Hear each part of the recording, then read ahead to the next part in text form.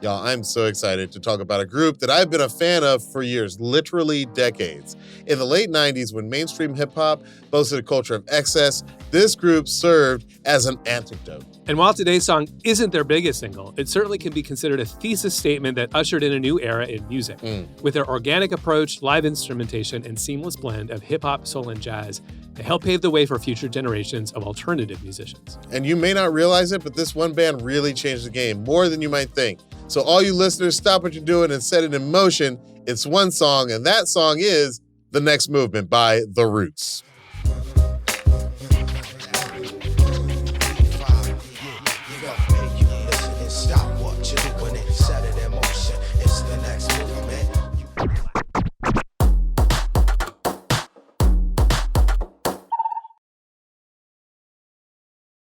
Oh man, we got so much to discuss. Yeah. I'm actor, writer, director, and sometimes DJ Diallo Riddle. And I'm producer, DJ, songwriter, and musicologist LUXXURY, aka the guy who whispers interpolation. And if you want to watch one song, you can watch this full episode on YouTube and Spotify. And while you're there, please like and subscribe. And today we're continuing our celebration of Black Music Month with a group I think has some Black people in it. It's The Roots. Today is the day that I have to get all my facts straight because I know for a fact that if I get anything wrong, Questlove will hit me up and be like, oh man, come on, you got that wrong. Usually when we do the show, it's not somebody who I personally know. This is true. I do know Kamal, I do know Tariq, and I do know Amir. I do know The Roots. These are your former coworkers. I know. James Poyser, all the guys. I just, I love you guys. Mark, I love you guys. And I just want to get the story right just for the sake of history. And this is such an important song. Man, but just to go back to the beginning, it's crazy to think that The Roots have been around for more than 30 years at this point. No, totally. I still think that what they're doing is innovative and unique, and it still feels like a new thing. But no, we're several decades into their career. And I also think they're always constantly reinventing themselves. Exactly. That's clearly what gives us this feeling of them being constantly fresh. They're constantly renewing who they are. Yeah. Blake, what was your first exposure to The Roots? The Roots are one of my bands that got away. This is another reason why I'm so excited we're doing this episode.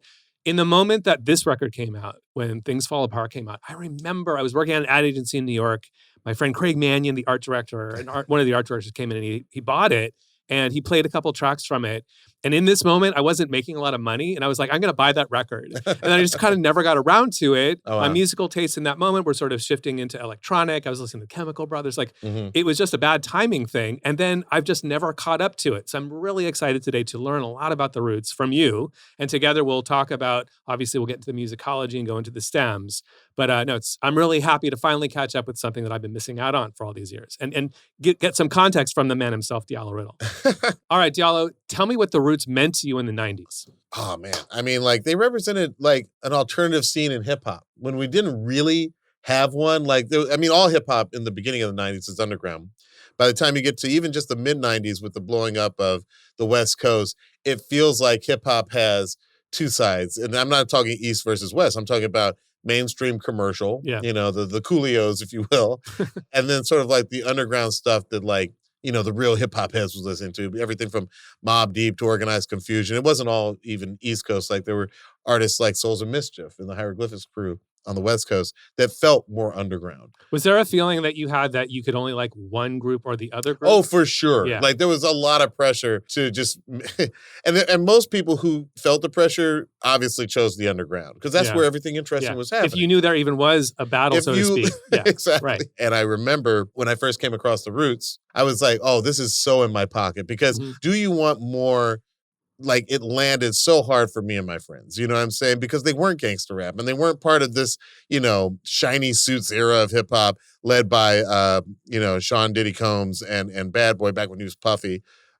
This was something different. So in an era when mainstream hip hop videos are dominated by yachts and mansions, champagne glasses being swung like this to those watching us on YouTube. And those weird 3D album covers were I kind of miss the 3D album covers. The Photoshop overkill thing. Dude, it was you can see them in the meeting with the art department, hey, I want to be sitting on a gold throne. I want 8 Rottweilers. And I want 38 fonts. I want my name... I want my name spelled with jewels and dollar signs along the top. I mean, nothing matches, but every square inch is filled. What's funny is if you look at those album covers then and think about what AI is capable of now, Yeah. like it's kind of similar, but it's Yeah. drastically different. It seems like the mid to late 90s, like suddenly everything was about excess. Yes, especially in the mainstream. But I remember the Roots dropped the What They Do music video off of Philadelphia Half-Life, and it was kind of seen as like a shots fired moment against all that, because in the video it looked shockingly like the Biggie video for One More Chance. Hey, let's play a clip of both of those music videos real quick. This great, your flight leaves at 8, for flight lands at 9, my game just rewinds. Lyrically, I'm supposed to represent. I'm not only a client, I'm the player president. Jokes on you, you heard of biting. True, but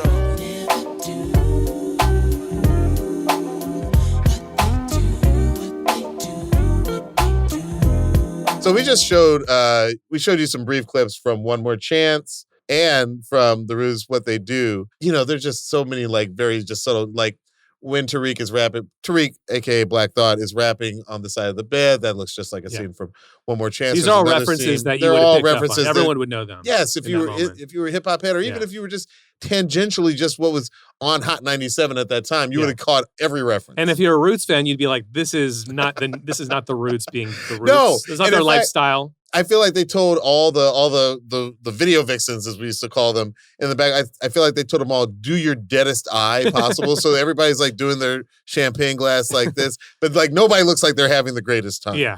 And that's going to come into play on Things Fall Apart, because you could feel like there was this push and pull between what the Roots were trying to do, along with, you know, their friends Tribe Called Quest, De La Soul, Common. There are so many cameos, by the way, in the What They Do video. Like if you see them all in Times Square in that one shot, it's just like, holy smokes, like everybody is so young and they're all just hanging out. There's that push and pull between their side and what specifically Diddy in the post, you know, Tupac's dead, Biggie's dead environment, what Diddy's doing at Bad Boy, where he's doing, you know, songs with Sting. Right. And everything that he does just has this like $1 million price tag and Hollywood cameos. That's exactly what I was going to ask you. Can you help me understand, put your finger on like, what are the distinctions? Like, what is the thing that they're doing that's not what we do?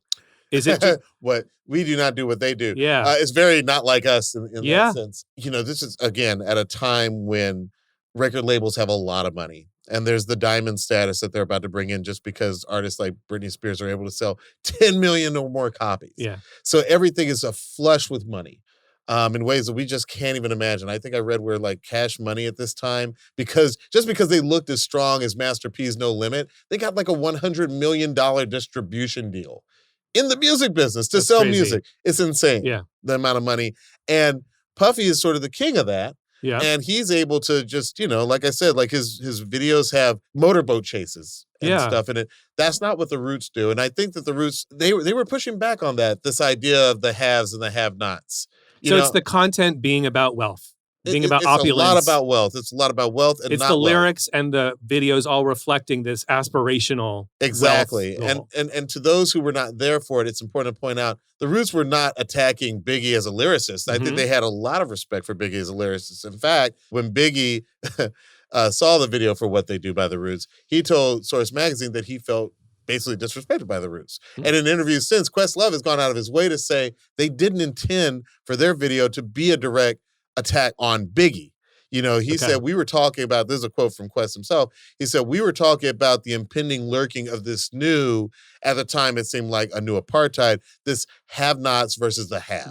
Right. You know, they were making a classist argument, not your typical like, oh, your flows are whack and we think you're a whack person. No, because there's something really oppressive and sort of mindless. I mean, this is capitalism writ large, that everything about this other kind of the bad boy music seems to be only inflating the importance of wealth at any wealth over everything wealth else. over everything else. Absolutely. Yeah. All right. So today's song is The Next Movement. It's on the Roots' fourth album, Things Fall Apart. Fourth album. Yeah, exactly. Where were they at that point in their career? Man, they were 4 albums in. Yeah, like I said, I'm I'm one of those people, I totally missed Organics. And a lot of people forget about Organics and they think that this is their third album. No, this is their fourth album. But there was the first album, Organics. So I came across the Roots 2 albums before Things Fall Apart. And I'd like to say a little bit about both of them because they are very different albums. 1995's Do You Want More has a more jazzy feel, almost like a more street version of the Brand New Heavies. And it has great songs like Proceed. Just think what if you could just blink yourself away as I push down.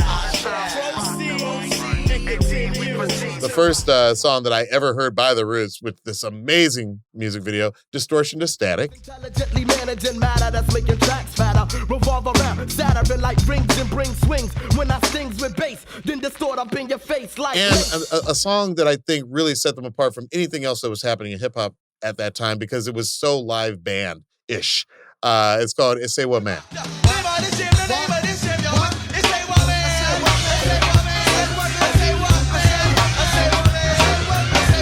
Meanwhile, Illadelph Half-Life was their attempt to make a more straight-up East Coast hip-hop album, and it's grimy and gritty in the best way. I would love for you to check out tracks such as Clones.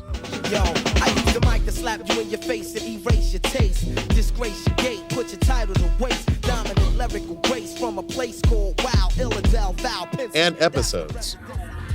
Just push the panic button on your remote control, then into the zone where I patrol is with your realm cold soul. Dilly boldly fulfilling the. So, y'all, as you're following The Roots with their like reinvention over these records, how are you reacting at the time? Is it surprising to you from one record to the next? Are you with it? Is there one where you're kind of like, we're with it, man? I think we're all on this ride with them. I think that like they are, because they're a band, they're just a little bit unconventional. They're a little bit weird and quirky, and even though they haven't really made it explicitly clear, there's like a sort of academic student nerdiness to even some of the stuff they say. One of my favorite lines from the early Roots is when Black Thought says, "And like a nerd, I'll make you say he's superb." You know, like that was like just a little nugget for us nerdier fans of the group to know, like, oh yeah, like these are guys with a working vocabulary. Can I ask you a little bit more about Black Thought? I mean, we'll be talking about him a little more later when we get to the lyrics, but like, what is it that he's doing as an MC that you think is so different and innovative and special? Dude, I'm telling you, I say this having, in my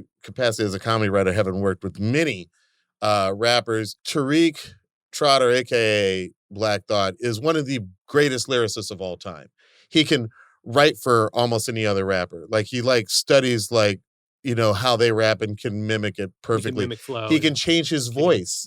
To rap in the cadence and the style of other rappers. When he came up as a battle rapper. I mean, what people don't realize, and Quest was the first to really point this out, is that to be so competitive that you would go all around Philadelphia because you heard somebody could rhyme and challenge them to freestyling, it's really psychotic. But that's who he is. He is really one of the greatest MCs to ever exist. And I do feel like when we have that conversation about who's the greatest rapper of all time, if you talk to people who know, his name is always brought up.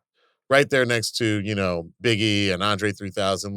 His lyrics are so intricate and interwoven, and he can freestyle his butt off. We actually did a sketch on Fallon called Freestyling with the Roots, where Jimmy would give the Roots a genre of music to play, like heavy metal or, jazz or something. But what we didn't have to do was write anything for Black Thought. He would look at the audience member standing up and he would do 16 amazing bars just while the person was standing there calling out just what because it's just a talent that he has. He's just an amazing MC. And there's a reason why he and Questlove through all these years have never gone the Morrissey, Johnny Marr route. I think there's just such a level of mutual respect that they have for one another at their jobs within the band. So getting back to the Roots' career trajectory, by the time they're working on Things Fall Apart, a lot has happened in hip hop. I mean, you can make the case that the Roots and the Fugees in 1995 are very similar groups. But after the success of Kill 'Em Softly and the Score album, the Fugees are on a different level. Lauryn Hill's solo album is huge. Wyclef's solo album, The Carnival, is huge. They've had a lot of success within hip hop, but the Roots haven't had a big charting single yet. And there are a lot of reasons why this might be the case. We've been talking a lot to Quest this week, and he said their first 3 LPs they worked with Bob Power. Mm-hmm. And that was a dream come true for them because they loved Bob Power. Bob Power was this guy who worked with all of their heroes, specifically go back to our Tribe Called Quest yes, episodes. Please go back and listen to that. We give this episode. gentleman, the engineer on those records, a lot of flowers for some innovations in hip hop and in sampling technique, and just with bringing out some of the best in the bands he works with. Absolutely. Going into Things Fall Apart, they have a lot of creative ideas. Somebody says that they had 145 songs that they were potentially putting. Yeah. Maybe some of these were little snippets, maybe just a bar here or there for Black Thought to rap, but they had 145 song ideas, and they somehow had to narrow it down to what was then a more typical 14 or 15 And we'll put it up songs. on the screen right now, but there's this really special, the Smithsonian has some of Questlove's notes from the records where you can see him sort of with his scrawl on all these like, notepads, like what song goes where. And there's chapters 1, 2, 3, and 4 of the album. So it's a big process to get this record to where it ended up. Absolutely. And by the way, at this point, they're on Geffen. And they have said in interviews that like they felt like they were pretty low down on the priority list at their record label. So they felt like this was their do or die moment to break through into the mainstream. Well, and as you kind of alluded to, it really does come down to the hit. You need a song. They felt like they needed a hit.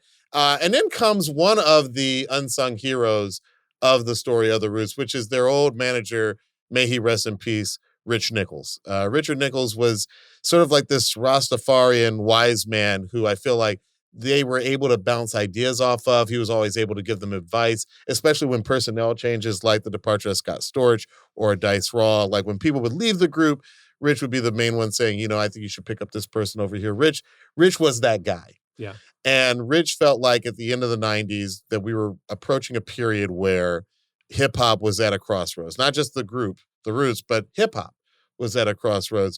And he felt like things were changing, not just in hip hop, but in Black culture writ large. Rich was speaking to Questlove about the absolutely classic novel, Things Fall Apart by Nigerian author Chinwe Achebe. And that book was about the chaos that ensued as Nigeria tried to throw off British colonialism. But in that book, there is this warrior who sees that Nigeria will never be the same, and that in some ways that the brain has been colonized. And that's what Rich felt had happened to hip hop. He felt like hip hop itself by 1999 had been colonized, and that default hip hop was never going to be a Tribe Called Quest anymore. In 1999, he said default hip hop is going to be what Puffy's doing. And to that point, Rich made the case that Dr. Dre's albums in that era did not sound as good as Bad Boys albums in that era. So he said, we have to change what we're doing in the studio to address the moment. We have to meet the culture and Black people where they are. This is the reason why the album begins with the intro. It's called Act One, and they use this clip from Spike Lee's film, Mo Better Blues. Let's play it. Everything you just said is bullshit. You complain about... I'm talking about the people never come. That's right. The people don't come because you grandiose motherfuckers don't play shit that they like. If you played the shit that they like, then the people would come. Simple as that. Inevitably, hip-hop records are treated as though they are disposable. They're not maximized as product even. That's so interesting because the balancing act that he's trying to help as their manager, he's protecting them, encouraging them, and getting them to succeed. There's a lot going on in that role.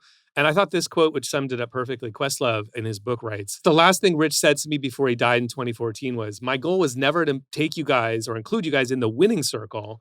I don't want you guys to win, but I definitely want to guarantee that you're going to be the last people to lose. That's so interesting. He doesn't want to mold them into being what the winners are doing, but he's going to ensure that some of what that is, and like as you mentioned, the sound of Bad Boy. Let's incorporate some of that where we don't lose what the essence of the Roots is. Whether it's that quote from Mo Better Blues or sort of just, I think what all of us who had been into hip hop since the early 90s were feeling by the end of the 90s, there was a lot of animosity towards what Puffy had done in terms of sampling. Like he wasn't doing the Pete Rock Premier style sampling of like changing the song very much. Songs like, Mace's Bad, Bad, Bad, Bad Boys, Feel So Good. He literally just lifted Hollywood Swinging and just rapped over it. Bad, bad boy. Yeah. You make me feel so good. Bad boy. You make me feel so good. Yeah. You make me feel so good. There were a lot of people who felt like hip hop was being spoiled and mutilated, and it was really going in the wrong direction. And I think that what's interesting about that Mo Better Blues quote and about what a lot of us were feeling was this idea that like, you can't win if you just stay pure.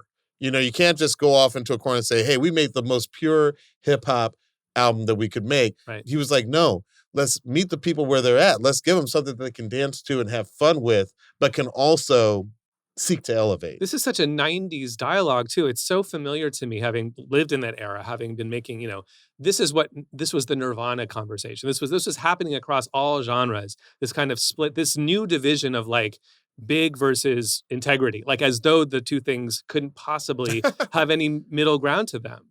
It's so interesting to kind of think about. Well, that I think time wise, we were a lot closer to an earlier era where these things did seem more black and white. Now we absolutely are in the 2020s when shades of gray are all we get. We don't even think about it. But there was, there was a moment where to have your song be in a commercial was forget about unheard of. It's worth pointing out that while the Roots were working on this album, Questlove was also working on D'Angelo's upcoming album, Voodoo. This is a very important period in, I would argue, black music in general, because this is a period where there's sort of a music collective being formed called Soulquarians.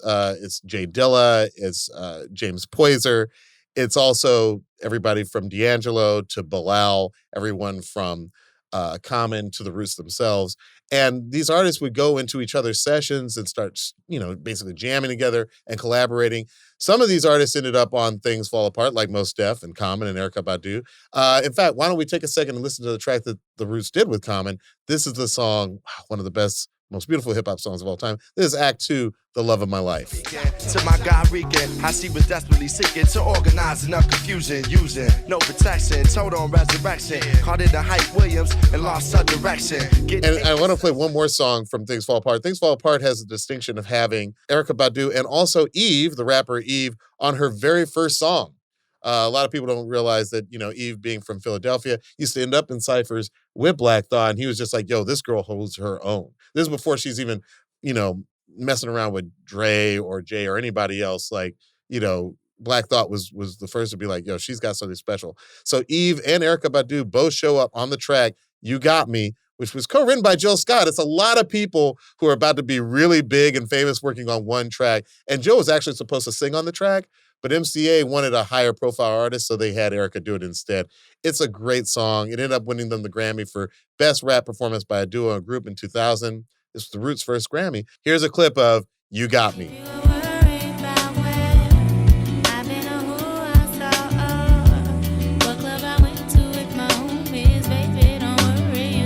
And this is the part where I knew that the Roots were going to be, how like Beatles fans from that era would be like, yeah, after that one song came out, we knew they were never going to be our favorite band playing at the Cavern again. We had to share them with other people. Yeah, we had to share them with other people. When I heard Questlove do this at the end of You Got Me, I was like, oh, the Roots are about to storm the world. Play us a little bit of the end of You Got Me.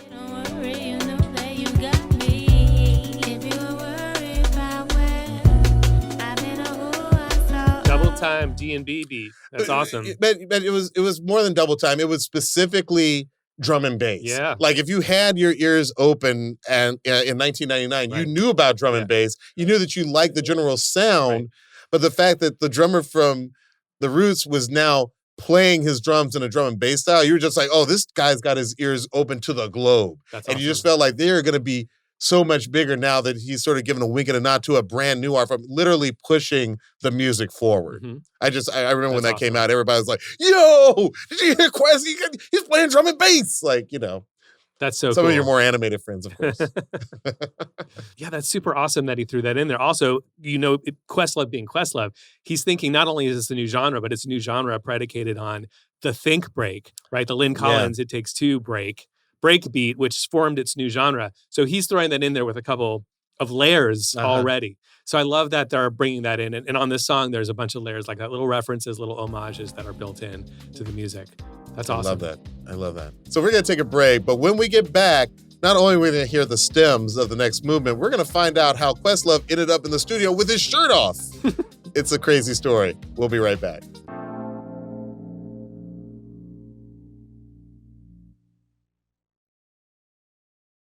All right, so for this episode, we had some very special intel from Questlove himself, who is a friend of the pod and good friends and former colleagues with Diallo right over here. So, Diallo, what did Questlove tell you about how this song started that he's never told anyone before? Breaking news. Well, listen, he said that this song originated as a jam that they would do at Soundcheck while they were on their very first Around the World tour. It started at Soundcheck in Maui. And when they got back, they ended up recording it at Battery Studios with engineer Bob Power. Very cool. Real quick, let us know. I mean, like, obviously, if you haven't already listened to it, please listen to our episode about A Tribe Called Quest. Bob Power has been name-checked on many albums. He's sort of a hip-hop legend. Yeah. And they obviously really liked working with him on their previous albums because they were always, not chasing, but like they like being a part of that sort of Tribe Called Quest, East Coast underground sound. But a little bit of a different story on this album. Yeah, no, it's interesting because Bob Power did the original mix. Let's have a listen to that. Move, man. Come on. Ladies and gentlemen,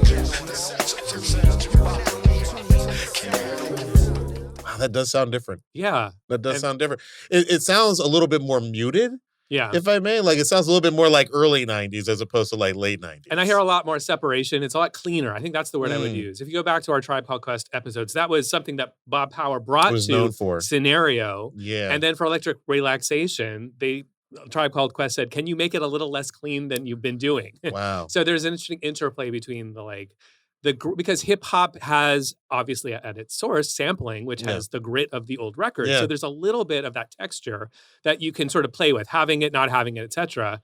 And as we just said, like, Yeah. it seems like the Roots were at a point in 1999 where they're like, look, hip hop is changing. We want to change with it. We don't want to be, stuck in the amber. But it's a balancing act where there's scratching on the track. So they're still balancing some of the texture of classic, so to speak, hip hop with old records. Yeah. But also they want clean sounds of instrumentation. Because again, they want to meet the people where they're at. They want to meet the culture where it's at. But that's hard to put your finger on. And that's Yeah. part of the process of making a record, making a recording. And you can make music with people that you really, really like, but at some point you might be like, you know what? They don't know where this thing is headed. We got to go somewhere else to get the sound we want. It's at this point they bring in a new mixer. His name is Axel Niehaus, and he'd actually been working in the Bad Boy camp. He literally was the engineer on Hypnotize, on Biggie's Hypnotize, and More Money, More Problems. Oh, yeah, huge hits, huge hits. This plays right into what we were talking about earlier about how unsung hero Rich Nichols, the manager at the time, was talking about how the lane he was looking for the Roots included some of that magic sauce. And this might be a way to get their engineer in, see what that does to the sound. And I do remember as a DJ at the time, like the first time I put on Hypnotize at a party, like a big college hall with like about, 500 kids dancing. Like I was one of the kids. I remember putting that record on. I was like, ooh, this sounds great through the big speakers. You got it, nigga, flaunt it. That Brooklyn bullshit, we on it. Biggie, can't you see? Sometimes your words just hypnotize. So like Axel knew how to achieve like that big dance floor sound. Yeah, so in particular, one thing that Questlove told us that Axel brought with him is a specific trick, quote, that the Bad Boys producers do to make women dance. This is so interesting. We'll be getting into that in just a second. And that's a big part what of a tease. Big part of the change from mix one that we just heard, the Bob Power mix, into the final mix, the final version. Yes. So before we get into the Sims Luxury, I know you wanted to set up the song structure because this song has an unconventional structure. Am I right? Yeah, I mean, it took me a minute. I went back and forth as I investigated. There's two ideas in the song. Yeah. The A section and the B section. We'll play them for you in a moment and I'll differentiate them. The A section is 7 bars and the B section is 4 bars. That means that you have an 11-bar pattern, but Black Thought's top line isn't 11 bars. Right. And the way things come and go and match and don't match is really part of what makes the song unique. Because you're a little bit disoriented. This is what we're calling the A section for the purposes of discussion. It's inflation on the price for fame, and it was all the same. But then the antidote came. The Black Thought L syllabus out the fifth. This heavyweight. And here's the B section. It's the bum, bum, bum, bum is the most distinctive part of it, probably. Sipping chlorophyll out of ill silver gauntlets. I'm like a faucet, monopolies the object. So just to be clear, the stop what you're doing always is the B, but the hot music is always the A. But when you're in the verse, you get a little bit of each and they kind of come and go and you're always a little bit wonderfully disoriented. Yeah. Yeah. So that's the pattern / not pattern situation going on with the song structure. It's not traditional verse, chorus, verse, bridge, in other words. Quest actually thought that this was going to throw people off. We should just say right now that Kamal Gray gets a writer credit on this song because he basically crafted it. And then Quest came in and was like, well, I like it, but, I think it's going to throw people off. It didn't. Thank God they kept this unusual structure. Exactly. So the A section is a 7-bar section. The way you can tell you're in this section is because the background vocals are doing the ooh. Yeah. The syncopated Rhodes and bass are lockstep with each other. And every A section starts with a crash. So that's how you know you're in the A. The B, by contrast, is where the backing vocals do the bum, bum, bum, bum. The ticking clock. Exactly. And then there's the arpeggio and the Rhodes. Again, we'll get in detail when we're in the stems, But just wanted to make sure people understood what those two things were. All right, now we're into the stems. Yeah. Who plays drums on this song? Just going to say. I'll see if I can pronounce this guy's name. It's Amir Questlove Thompson. Did not know what he did in the band. I usually just see him talking in it. You know, it's funny. We all, like, Questlove is such a big part of culture. Yeah. I was going to say pop culture, but he's such a big part of the culture. But you know, this is sort of, I feel like, when he's really coming into his own, so to speak, because you got to remember, like, hip hop is so MC driven. Mm-hmm. Like, I feel like it took a lot of us a couple of those early albums to, you know, really recognize it's not just Black Thought, but it's also Questlove, this dude with, you know, an interesting name and a more, you know, anachronistic haircut, who is also clearly, like, really big in the mix. Oh, hugely. And as we mentioned a moment ago, he's the Smithsonian notes about how the album was structured. You could tell I love documents like this because you can see somebody sitting in a cafe or in the corner of the studio for hours on end, just trying to get it all together. Which song goes where, which ones are we going to use, which ones won't, what should the titles be?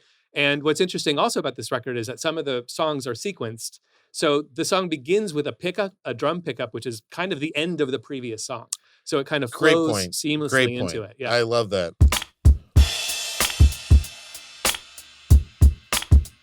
So one thing, we're in the A section, and that's another distinctive thing about this section is that kick drum is syncopated.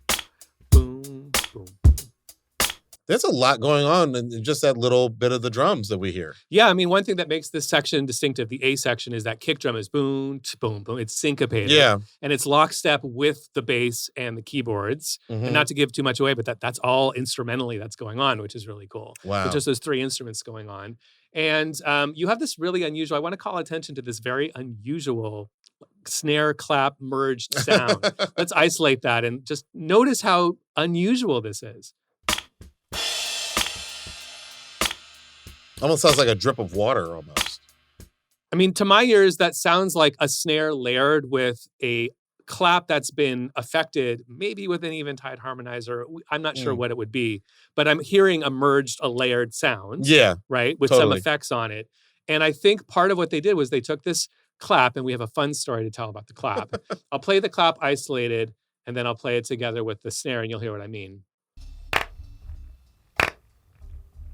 Quick question for you, Diallo. Are these people clapping their hands together, or is it something else? To hear Questlove say it is not his hand claps. He says his hand claps lack something. Yeah. He would clap his hands. Axl was like, no, that's not quite it.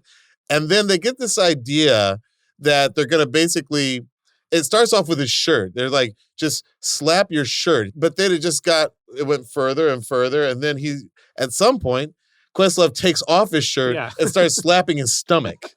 So you can just imagine Questlove with no shirt on, slapping his stomach in time to the beat. And it sounds like this. Questlove slapping his own stomach. With no shirt on.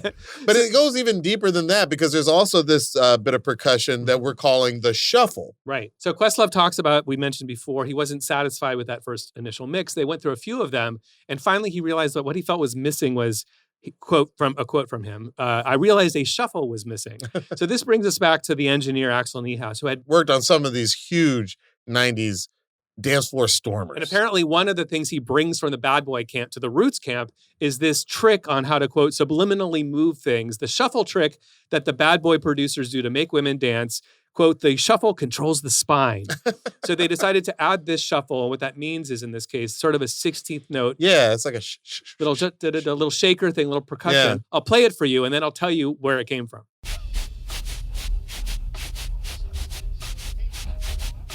I'm like it's controlling my spine. I'm like doing it here in the studio. When I first heard this, I assumed before we got clarification from Questlove, I thought that this was either literally a shaker, some kind of Latin percussion instrument. Or maybe like some paintbrushes on the snare or Could have been, or knowing that Jazzy Jeff was on it, I was like, oh, maybe he did something clever with the record and sort of scratching, like he found a record where the scratch mark, percussively did that in a perfect way. But it turns out he was rubbing his palms together because they wanted to make it sound like Herbie Hancock's Rocket. Yes. Which would have been the turntablism thing.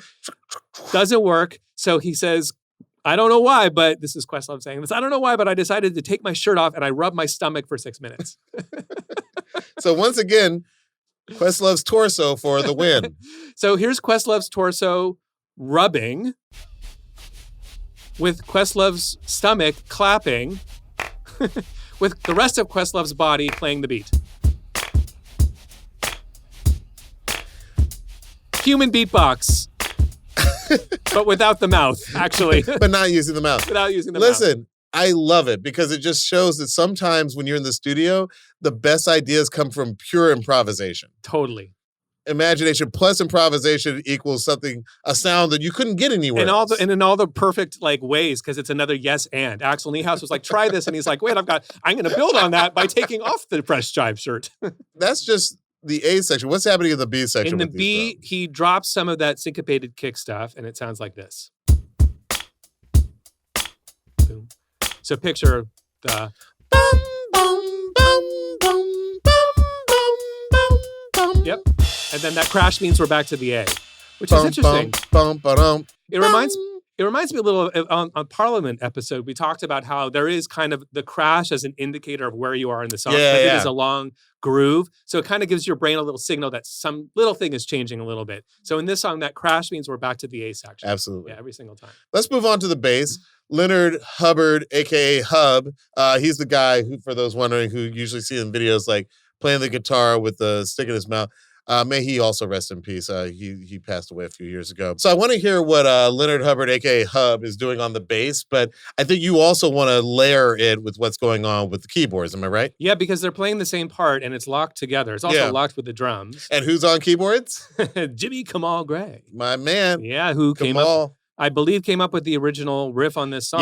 Yes, exactly. I believe Questlove told us that Kamal basically came to him with the song, and then they started working it out during their sound checks. Exactly, jamming during sound checks. All right, here it is.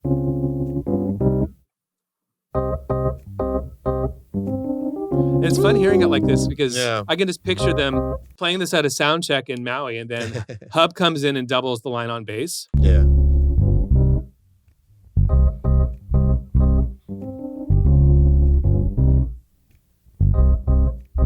And it's such an interesting choice. I'll let it play through because they drop a bar. You'd expect it to keep going with one more repeat. But no, they go to the B section there. So that's what I was mentioning before about... That's what I was alluding to before about the A section only having 7 bars. That surprise that they dropped the last repeat. I mean, it's just funny because usually I don't know the people who are playing these stems. Yeah. But I know Kamal. Yeah. And I think it's so interesting. Like when you meet Kamal, he's just this Philly dude. You know what I'm saying? Like he's just this rough and tumble Philly dude, got some streets in him. And then I hear these beautiful Rhodes keys coming out of him. I'm just like, man, it's that wonderful dichotomy of like the streets and yet classically trained, pianist. You know what I mean? It's to me, that's one of the things that makes, the roots and the best of Black culture possible sometimes. You know what I'm saying? Exactly. Yeah, that's perfectly said. So the bass is doubling it up there. That's really cool. And what's happening with Kamal during the B section? All right, so when they get to the B, so in the A section, that's just C minor with a D flat major. It's like a tritone substitution, dun, dun, dun. Kind of a jazz thing. We talked about that. That's one of the jazz influences is choosing that tritone substitution, that chord, that 100%. D flat major. And then in the B section, we have this sort of arpeggiated, it almost sounds like a classical piece. There's kind of like a Bach influence. And here's what it sounds like.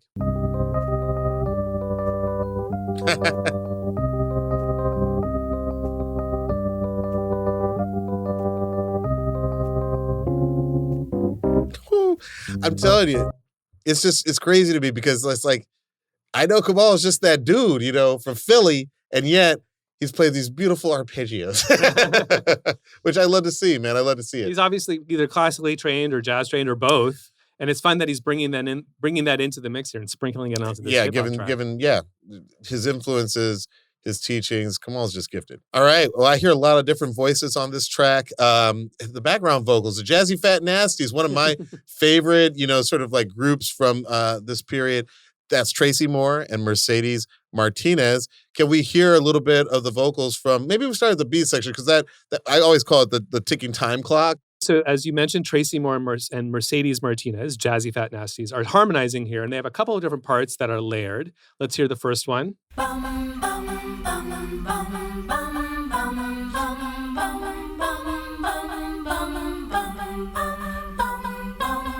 I love that. And they're giving their It's own really counterpoint in there, harmonized, too. yeah. And there's also, they have their own, the second repeat was slightly different the way it was harmonized. And it could have made a Counterpoint. great Christmas song. Well, This I'm definitely glad you said sounds that. Christmassy. It's very Christmassy sounding. I absolutely agree. I hear that too. There's something about, there's a very 50s kind of, it's not barbershop, it's not doo-wop, but it's a little bit barbershop No, doo-wop, totally. maybe as interpreted through like a white group, like like a Chordette's, like Mr. Sandman kind of vibe, right? It sort of feels that way, 100%. right? Yeah, Mr. Sandman, Bum, bum, 100%. bum, bum, bum, bum, bum, bum, bum, bum, bum. It's just Christmas. And then they have another layer underneath where they're doing this, oohs and ums. So beautiful. I hear one ooh and one Beautiful counterpoint. And then together, it sounds like this. I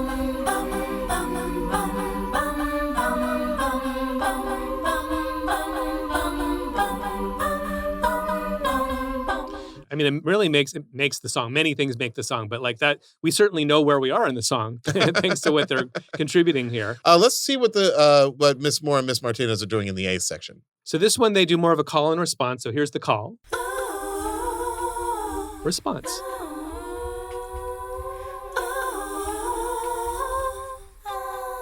I love that sigh. That last sigh there is so expressive. And what a great hook. And they have two great hooks between the bum, bum, bum, bum and this. You know, they've just contributed these incredibly crucial pieces.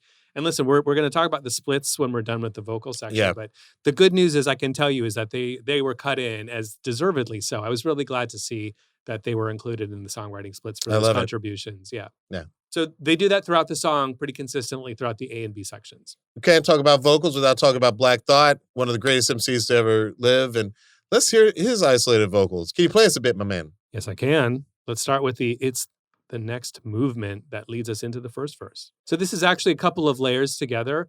In different parts of the song, there are layers that kind of make what I think to my ears the whole time, I always thought was just a single thing being said by one person at one time. But he's kind of mixing and matching different takes, as we'll hear. Yeah, stop what you're doing and set it in motion. It's the next movement. You listen and stop what you're doing and set it in motion.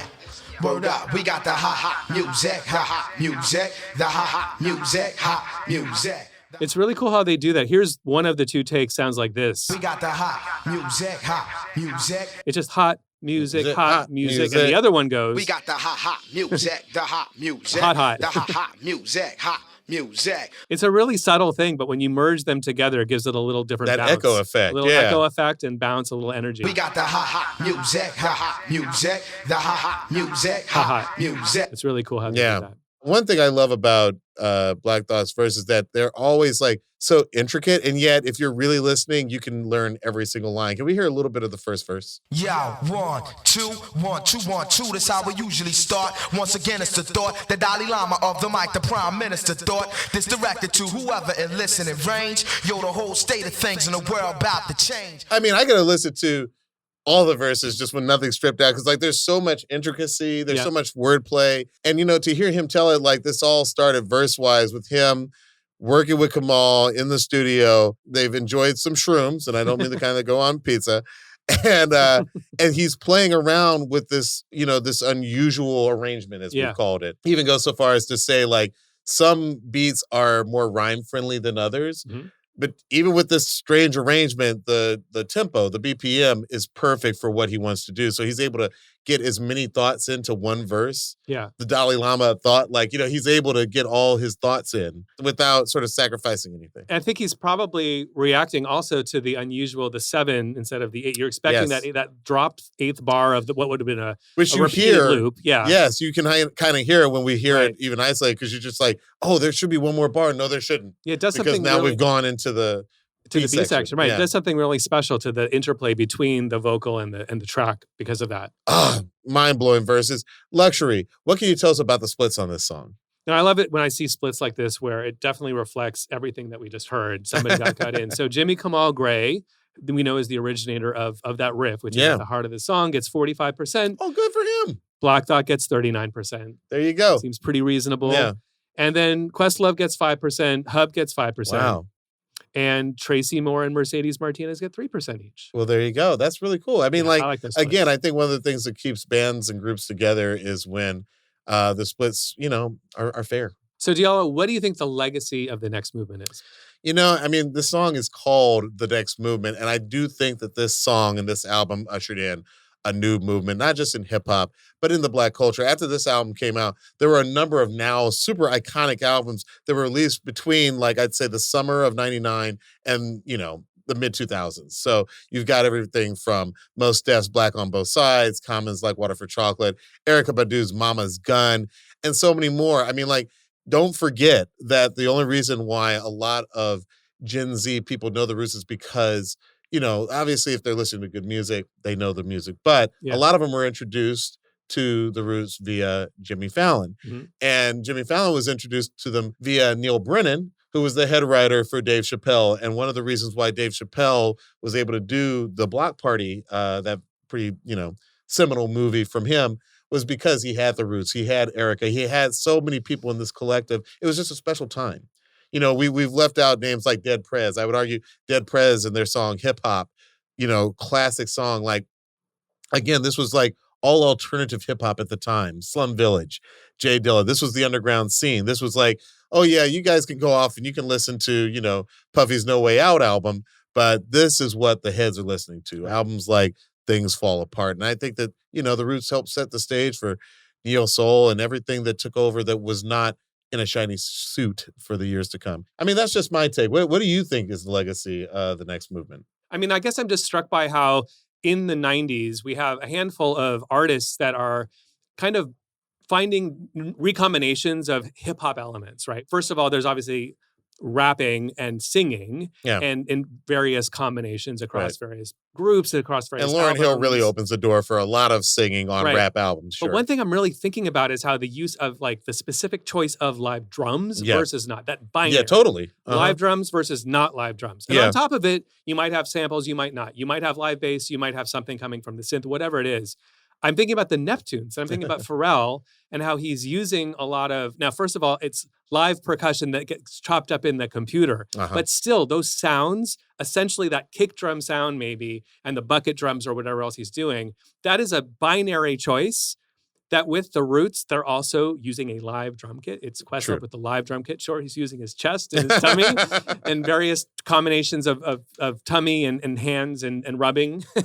But I'm just struck by how that's a very binary choice that almost all other producers aren't doing. They're getting their beats from 808s, from samples, some combinations, some layering. And it seems like a small thing. And I guess what I'm trying to pinpoint, maybe you could get your take on it too, or your input, is I noticed that with Pharrell's version of it, it's a 10x version success-wise, sales-wise, versus what the Roots were doing. Of course, there's so much playing into it. It's the There's so much playing songs, into it. And also, it's a million other factors. It's, right? I mean, let's It's put not it like just this. the drums is my point. If it's not just the drums, and also if the Roots had stayed in this lane, in the Things Fall Apart lane for the rest of their career, it might have been a different 2000s. The Roots have never stayed in the same lane for too long. In fact, when talking about their very next album, Phrenology, which actually does contain the biggest single of their career, they said we intended to go in to the studio and record an anti-Roots album, almost like a rock album, and that gave us The Seed Part 2.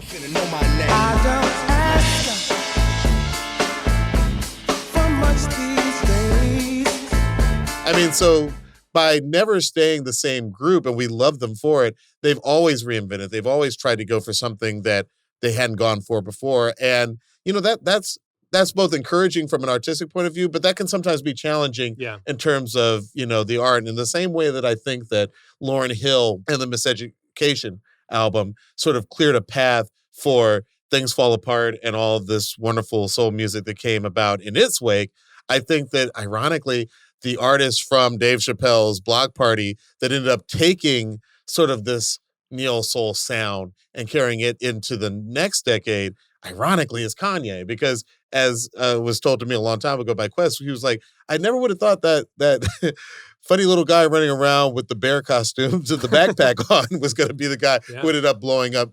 But he was able to take, as he famously said himself, songs with Jay-Z and put him on songs with Talib Kweli. That is sort of like, irony of this moment in music. I think another part of the song's legacy is the music video. Yeah, which totally. is in the room. Which is in the room. It's really fun to watch. Like sometimes you see like some of the like newfangled techniques that video directors are doing of an era, and they're super dated. But it's really cool that they're like moving around. How did they get on the ceiling? Like that's still cool to me. Absolutely. And if you're watching this on YouTube or anywhere else where you're watching the visual, you'll see the similarity between the room that they're standing in here, right, and the room that Kendrick Lamar stands in Squabble Up. Royal Highnesses through your monitors. I tilt my crown, dimple down a diamond kiss. You need to buy a CD and stop rewinding this. I'm the finalist, shining like a rugged amethyst. In the power boat gyrating, I feel good. Get the fuck out my face. Look good, but she don't got no ties. I walk in, walk out with the size. Man, don't let me know. Yeah, that seems like an intentional homage. What do you think? Yeah, I think that Quest saw it and he was like, I think that's very cool. He woke up with a dozen messages from, everybody. And his first thought was, oh man, he dissed us. And then he was he watched it himself and he felt like he was basically honored. He thought it was an homage. I think it comes across that way too. I think at the end of the day, the Roots came in. They were a different kind of group because they were truly a hip hop band. Yeah. And every album, they continued to just reinvent their sound, reinvent how they were coming. At some point, they became parts of, The Tonight Show. And I think that, what has made them different from the beginning continues to make them relevant to this day. Like, to this day, they can come out with an album, whereas some of their contemporaries, sadly, are not in that same position. By the way, let's not bury the lead in some ways. Like the fact that they are the house band, one of the coolest gigs in the world is to be the house band on a TV show, at least from the outside. You from can the probably outside, give us the I will say, right. maybe this will be my final anecdote, but I will say that when the offer was first brought to them, there was some concern in the band because, they had actually been the house band, so to speak, in the Spike Lee movie Bamboozled. Yeah.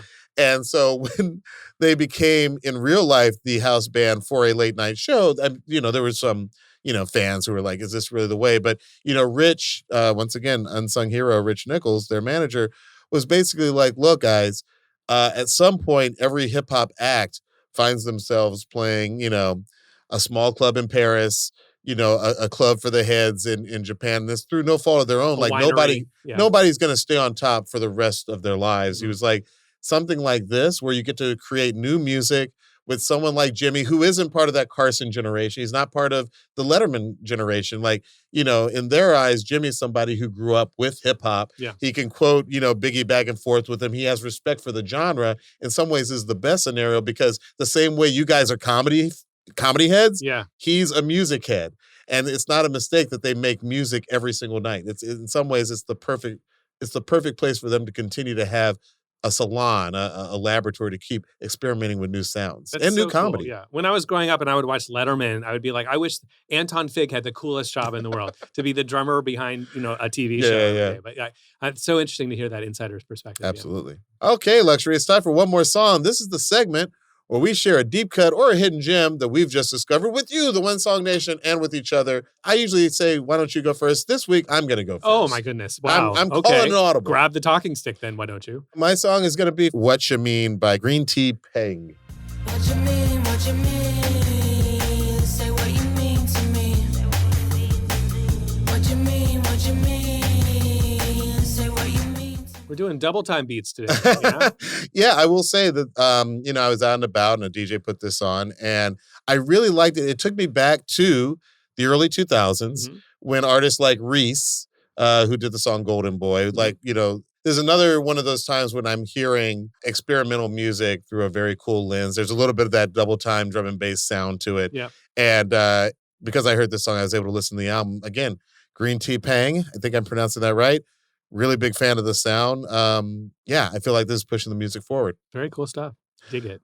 What's your song this week, Luxury? Well, I went the other direction. I was inspired by just talking about this era and talking about live hip hop. And we've mentioned them twice on the episode. So let's play some brand new heavies from their seminal collaborative record with this is a British band of jazz influence, sort of that Mo-Wax acid jazz band from the early 90s. Another genre that I think was journalist created, but also had some great music that was 70s totally influenced with kind of a post-hip-hop flair. Yeah. And they got together with a bunch of American rappers, including on this track, this is the brand new heavies with Gangstar. Oh, this is my favorite off that album. And this is It's Getting Hectic from Heavy Rhyme Experience. This is from 1991. Yeah. All right. I set it off by letting you know that I can flow to many beats, similar to fluid so freely. And you could say I'm getting kind of greedy, but so what? Because I'm supplying the needy. It's so funny because like the idea of a live band with an MC, like in a live, hip hop band, so to speak, it's still an anomaly. You have more of them than you used to, but it's still to my ears, it's a cool sound. People don't that's assume unique. it. Yeah. Here's how you cannot know. There are so many times I'm walking down the street, I go do do do do do do do do do. Like the beginning of that that thing does play on a loop in my head. Let me play it. This is Diallo's brain. Do do do do do do do do do. Watch this. Do do do do do do. I don't know why that one has that intro, because it was so like not to the beat of that. But is it like a comedy punctuation mark, like something like? Oh, I wish it was like a wah. No, I wish no. I genuinely feel like I'm grooving, man. I'm grooving.